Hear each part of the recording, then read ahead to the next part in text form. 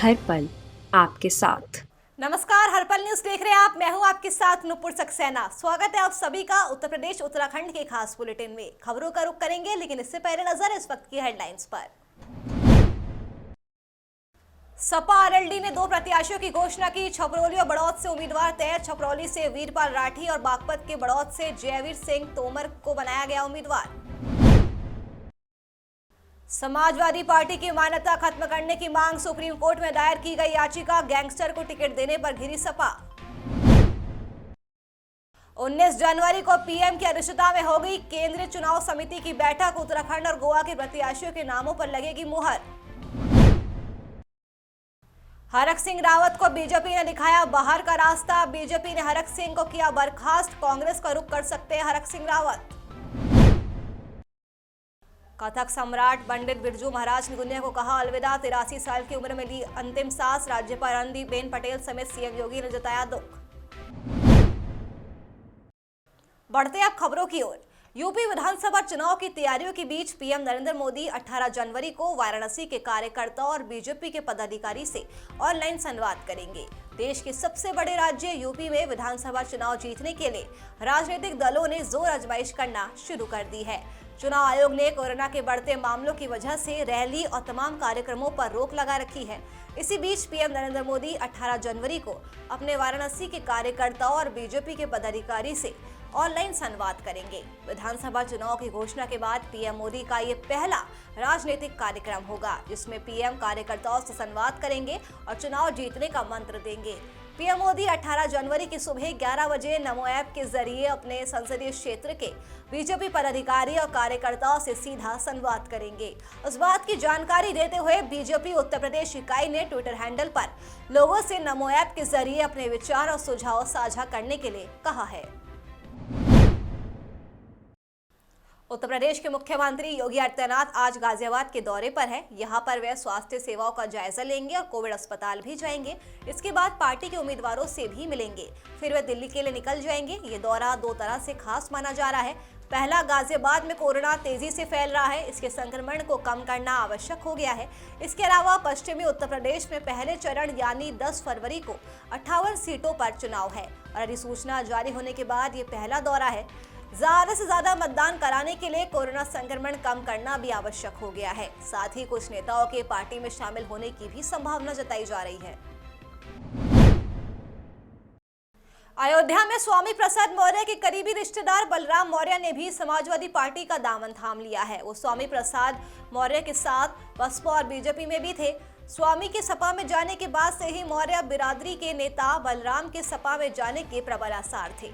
BJP छोड़कर सपा में पहुंचे बलराम मौर्य का रविवार को शाम समाजवादी पार्टी कार्यालय पर स्वागत किया गया। समाजवादी पार्टी के कार्यकर्ताओं ने माला पहनाकर उनका भव्य स्वागत किया।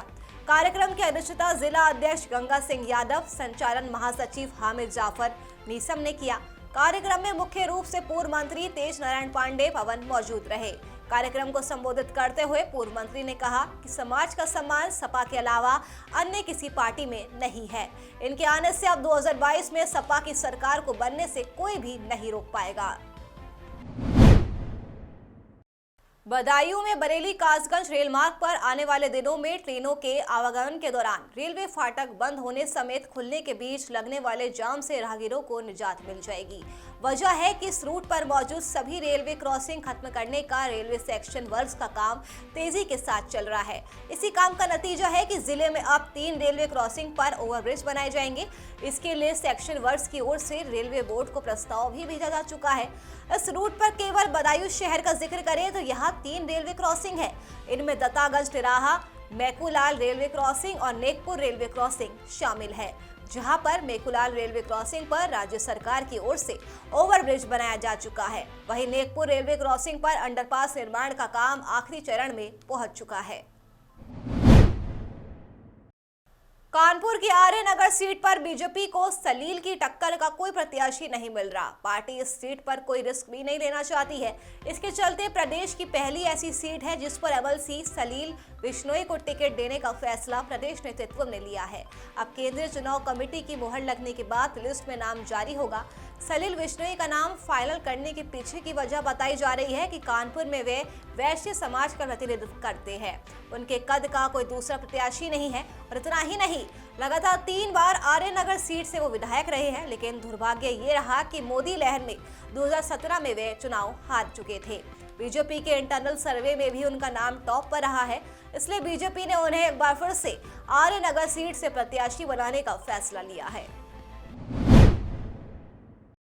गाजीपुर से बसपा सांसद और बाहुबली विधायक मुख्तार अंसारी के भाई अफजाल अंसारी की तबीयत अचानक बिगड़ने पर उन्हें लखनऊ के मेदांता हॉस्पिटल में भर्ती कराया गया। अफजाल अंसारी को पेट दर्द के चलते अस्पताल में भर्ती करवाया गया था। इस बात की पुष्टि उनके भतीजे ने करते हुए बताया कि सांसद अफजाल अंसारी को रविवार को पेट में दर्द हुआ था। इसके बाद उन्हें अस्पताल में भर्ती कराया गया। मकर संक्रांति पर उन्होंने खिचड़ी खाई थी। जांच के बाद डॉक्टरों ने पेट में इन्फेक्शन होने का दावा किया है।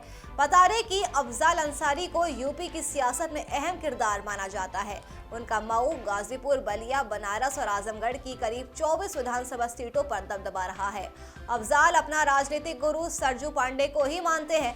साल 2002 में अफजाल विधानसभा चुनाव में खड़े हुए थे, जहां उन्हें जीत नहीं मिली और वे हार गए। इसके बाद साल 2004 के लोकसभा चुनाव में उन्हें गाजीपुर संसदीय सीट से समाजवादी पार्टी ने टिकट दिया था। इस दौरान उन्होंने बीजेपी के खिलाफ शानदार जीत दर्ज की थी। सपा आरएलडी गठबंधन ने जिले की 5 में से 1 पर भी मुस्लिम को टिकट नहीं दिया है, जबकि बसपा ने 4 विधानसभा सीटों पर मुस्लिम प्रत्याशी लड़ाने का ऐलान कर दिया है।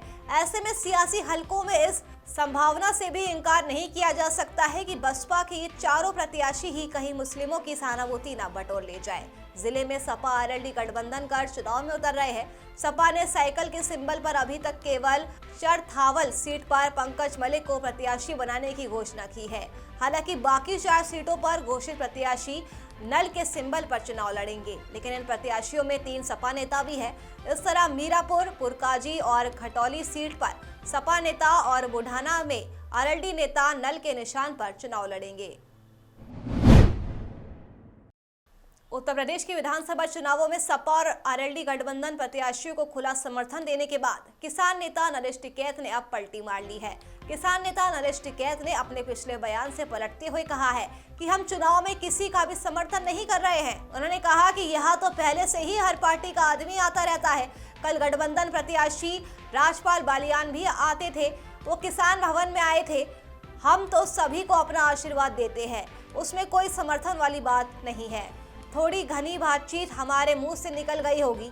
हमें मालूम नहीं था कि संयुक्त किसान मोर्चे का किसी भी पार्टी के प्रत्याशी को समर्थन देने पर पाबंदी है। टिकैत ने आगे कहा कि इसलिए हमारा किसी को कोई समर्थन नहीं है, हमारा तो सभी को आशीर्वाद ही है। पर एक जो किसान संयुक्त मोर्चे की हुआ है, हम थोड़ा सा उससे उसका जो बंधन है उससे हम थोड़ा सा बोल पड़े फालतू, ऐसे हमें करवा नहीं होता। हम संयुक्त मोर्चे से बगल नहीं है। किसान संयुक्त मोर्चा सर्वोपरि है और इसमें कोई भी ऐसी बात नहीं होने की। संयुक्त मोर्चे की बात है, जो कुछ बात कहनी मोटी हो भी गई होगी, उसे ये भी इलेक्शन नहीं है, किसी ने पर्चा नहीं भेजा। तो या तो जो किसी भी पार्टी का कोई भी प्रत्याशी होगा, किसी भी पार्टी का होगा, जो कर पहले टिकैत साहब के जमाने तय है या जो आते हैं, हम तो अपना वो का वही बना कर रखने और सब आशीर्वाद देने। वोट मांगने की बात यहाँ से कोई ना करे। उत्तर प्रदेश विधानसभा चुनाव से पहले केंद्रीय मंत्री संजीव बालियान किसान नेता नरेश टिकैत से मिलने पहुंचे हैं। बालियान ने सिसौली में टिकैत के घर जाकर उनसे मुलाकात की।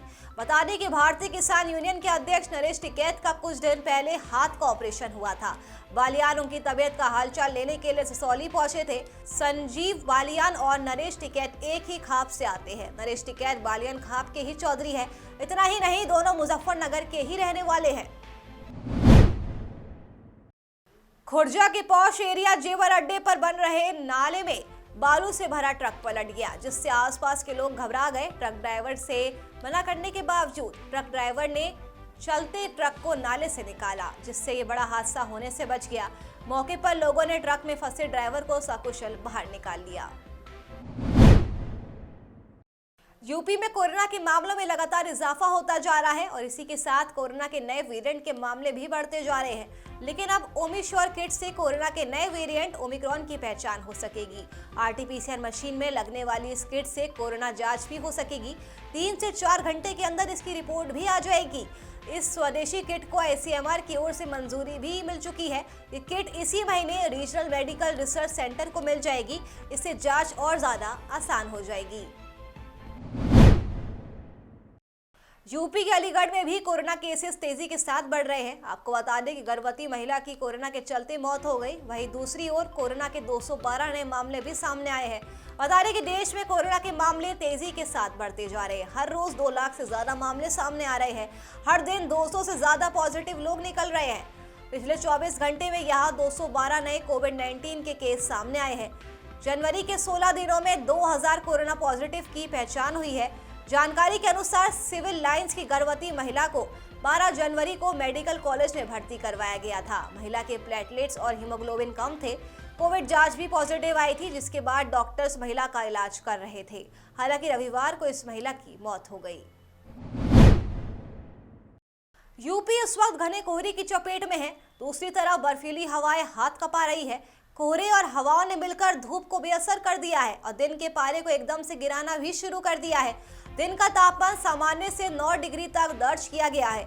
आपको बता दें कि रविवार को बरेली सबसे ठंडा जिला रहा।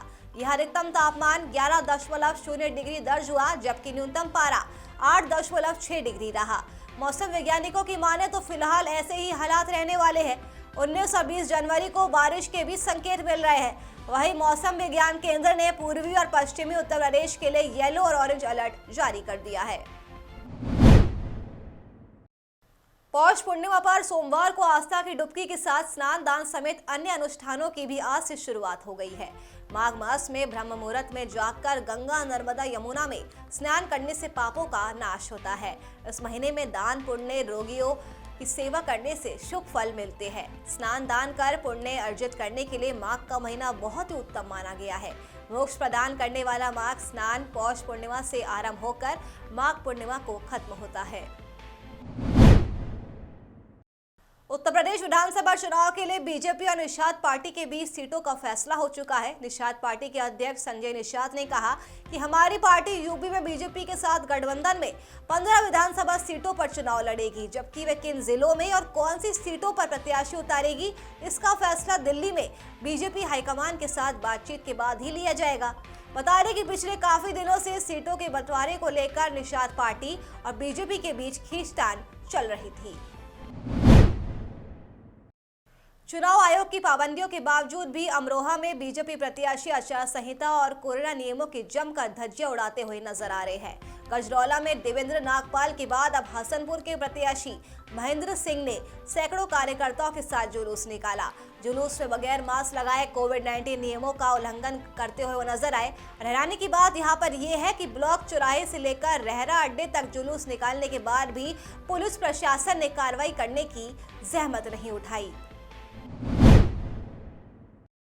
बीजेपी की कोर कमेटी ने रविवार को उत्तराखंड और गोवा विधानसभा चुनावों के लिए प्रत्याशियों के चयन पर चर्चा की।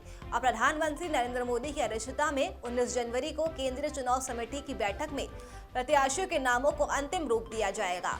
बीजेपी मुख्यालय में शाम 6 बजे शुरू हुई बैठक रात करीब 10 बजे तक चली। प्रत्याशी चयन के लिए 3 नामों का पैनल दिल्ली भेजा गया था, जिन पर कोर कमेटी की बैठक में चर्चा हुई है। बैठक में राज्य की सभी 70 विधानसभा सीटों के लिए प्रत्याशी चयन पर विचार विमर्श किया गया। सूत्रों के मुताबिक 20 से 21 जनवरी को उत्तराखंड के प्रत्याशियों की सूची जारी कर दी जाएगी। वर्तमान में 70 सदस्यीय विधानसभा में बीजेपी के 57 सदस्य हैं और इन चुनावों में पार्टी ने अब की बार 60 पार का नारा दिया है। उत्तराखंड में बीजेपी और कांग्रेस के टिकटों को लेकर रविवार को दिल्ली से देहरादून तक सियासी माहौल गर्म हो गया। बीजेपी और कांग्रेस अपने अपने संभावित प्रत्याशियों की सूची आलाकमान को भेज चुकी है। वहीं दिल्ली में रविवार को बीजेपी केंद्रीय नेतृत्व और कांग्रेस की बैठकों का दौर देर रात तक जारी रहा। हालांकि रविवार को केंद्रीय चुनाव समिति की बैठक नहीं हो पाई। मिली जानकारी के मुताबिक बीजेपी की कोर ग्रुप की बैठक में तय हुए पैनलों की सूची लेकर सीएम, प्रदेश अध्यक्ष और संगठन महामंत्री रविवार को दिल्ली पहुंचे थे। दिल्ली में केंद्रीय अध्यक्ष जेपी नड्डा, गृह मंत्री अमित शाह, बीएल संतोष सहित पार्टी के वरिष्ठ नेताओं के साथ ये बैठक हुई। बताया जा रहा है कि बीजेपी में करीब 50 सीटों पर तो प्रत्याशियों को लेकर सहमति बन चुकी है, वहीं 20 सीटें ऐसी हैं जिन पर असमंजस की स्थिति अभी भी बनी हुई है। उत्तराखंड बीजेपी में खींचतान लगातार जारी है। कुछ दिन पहले कैबिनेट मीटिंग में इस्तीफा देने के बाद मना लिए गए वरिष्ठ मंत्री हरक सिंह रावत को पार्टी ने रविवार से बाहर का रास्ता दिखा दिया। उत्तराखंड के मुख्यमंत्री कार्यालय ने देर रात बयान जारी कर बताया कि मुख्यमंत्री धामी ने उन्हें अपने मंत्रिमंडल से निकाल दिया है और इसकी जानकारी राज्यपाल को भी दे दी गई है। वहीं हरक सिंह रावत को 6 सालों के लिए बीजेपी की प्राथमिक सदस्य से भी बर्खास्त कर दिया गया है। हरक सिंह रावत ने इससे पहले भी अपने इलाके में सुविधाओं की मांग करते हुए इस्तीफा दे दिया था। हालांकि उस समय बीजेपी आला कमान की दखल देने से वे मान गए थे। इसके बाद भी चर्चा चल रही थी कि उनकी और सीएम धामी के बीच खींचतान खत्म नहीं हुई है। एक बार मुझसे बिना बात किए हुए इतना बड़ा निर्णय उन्होंने लिया, मुझे लगता है कि विनाशकालीन विपरीत बुद्धि। प्रहलाद जोशी जी ने मुझे बुलाया था, हम लोग देहरादून से चले, भीड़ थी इसलिए देहरादून से चलने में देर हो गई, फिर रास्ते में भी जाम था और मैं तो आज प्रहलाद जोशी जी से और अमित शाह से मिलना चाह रहा था। लेकिन जैसे मैं यहाँ दिल्ली आया, मैं राजकुमार जो विधायक उमेश शर्मा है, मैंने कहा भाई जाके आराम करो, इसमें थक गए हैं और सुबह सबसे बातचीत करेंगे। तब तक मैं सोशल मीडिया में और मीडिया में देखने लगा कि इन्होंने मुझे निष्कासित कर दिया। उत्तराखंड की शान समझे जाने वाली एचएमटी फैक्ट्री में 2016 से ताले लग गए हैं। कभी इस भूमि पर हाई कोर्ट शिफ्टिंग तो कभी केंद्रीय संस्थान बनाने की बातें आए दिन सामने आती रहती है, लेकिन हकीकत में इसकी सुध किसी ने भी गंभीरता के साथ नहीं ली। बता दें कि हल्द्वानी के रानीबाग में स्थापित एचएमटी फैक्ट्री की मंजूरी पूर्व दिवंगत प्रधानमंत्री इंदिरा गांधी ने 1982 में दी थी। उद्योग मंत्री नारायण दत्त तिवारी ने शिलान्यास और पूर्व प्रधानमंत्री राजीव गांधी ने इसका उद्घाटन भी किया था। एनडी तिवारी का ये एक ऐसा ड्रीम प्रोजेक्ट था जिसने हजारों लोगों को प्रत्यक्ष और अप्रत्यक्ष रूप से रोजगार दिलाया था। उत्तराखंड के अल्मोड़ा शहर के लोअर माल रोड में निर्माणाधीन आईएसबीटी का निर्माण काम पूरा नहीं हुआ है। ये काम पिछले 6 सालों से यूं ही चलता आ रहा है। अल्मोड़ा की यातायात व्यवस्था को बेहतर करने के लिए लोअर माल रोड में 16 करोड़ लागत से अंतर्राज्यीय बस अड्डे का निर्माण काफी धीमी गति के साथ चल रहा है। 6 सालों में बस अड्डे का 75% काम ही पूरा हो पाया है। बजट के अभाव में बस अड्डे का निर्माण कार्य फिलहाल जल्द पूरा होने की उम्मीद भी नजर नहीं आ रही है। और हैरानी की बात तो यहाँ पर यह है कि उत्तराखंड परिवहन निगम का डिपो माल रोड किराए के भवन में चल रहा है। इस जगह पर 2 से 3 बसें ही खड़े होने के लिए जगह हो पाती है और सड़क पर वाहनों का दबाव बढ़ने पर जाम की स्थिति भी पैदा हो जाती है। परिवहन निगम का शहर से 4 किलोमीटर दूर लोअर माल रोड में वर्कशॉप है। सरकार का मकसद था कि दिसंबर 2018 तक आईएसबीटी का निर्माण का काम पूरा हो जाए, लेकिन अब तक मात्र 9.68 करोड़ रुपए ही जारी किए गए हैं। 6.22 करोड़ रुपए निर्माण एजेंसी को अब तक नहीं मिल पाए हैं, जिस कारण निर्माण एजेंसी आईएसबीटी का 75% काम ही कर पाई है। वर्तमान में लागू आचार संहिता के बाद जल्द से जल्द काम पूरी करने की कोशिशें किए जा रहे हैं। उत्तराखंड में कोरोना संक्रमण के कहर के बीच अब सोमवार से स्कूल नहीं खुलेंगे। राज्य सरकार के आदेश के चलते स्कूल अगले आदेशों तक बंद रहेंगे। इस दौरान ऑनलाइन क्लासेस ही चलाई जाएगी। वहीं 22 जनवरी तक आंगनबाड़ी केंद्र भी बंद रहेंगे। बता दें कि प्रदेश में कोरोना के बढ़ते खतरे को देखते हुए शासन ने 7 जनवरी को आदेश जारी कर 16 जनवरी तक स्कूलों को बंद रखने का फैसला लिया था, जिसके बाद 17 जनवरी से स्कूल खुलने थे। लेकिन अब ये फैसला लिया गया है कि फिलहाल बढ़ते कोरोना को देखते हुए स्कूलों को अभी नहीं खोला जाएगा। प्रदेश के स्कूलों को बंद रखने की अवधि बढ़ाए जाने के लिए शासन स्तर से रविवार शाम को आदेश जारी किया गया। उत्तराखंड में रविवार को 2682 नए मामले सामने आए हैं। वहीं कोई भी मौत नहीं हुई है। इसी बीच पूर्व मुख्यमंत्री तीरथ सिंह रावत रविवार को कोरोना पॉजिटिव पाए गए हैं। उन्होंने खुद को आइसोलेट भी कर लिया है। बता दें कि अब तक कुल 7440 मरीजों की मौत हो चुकी है। पिछले 24 घंटे में 328 मरीज स्वस्थ भी हुए हैं। इन्हें मिलाकर 3,37,865 मरीजों ने संक्रमण को मात दी है। वहीं फिलहाल 17,223 सक्रिय मरीजों का इलाज चल रहा है। प्रदेश की रिकवरी दर 91.33% और सैंपल जांच के आधार पर संक्रमण दर 13.71% तक पहुंच गई है। चलिए फिलहाल के लिए यूपी उत्तराखंड के खास बुलेटिन में मेरे साथ बस इतना ही। देश और दुनिया की तमाम खबरों के लिए आप देखते रहिए हर्पल न्यूज। नमस्कार।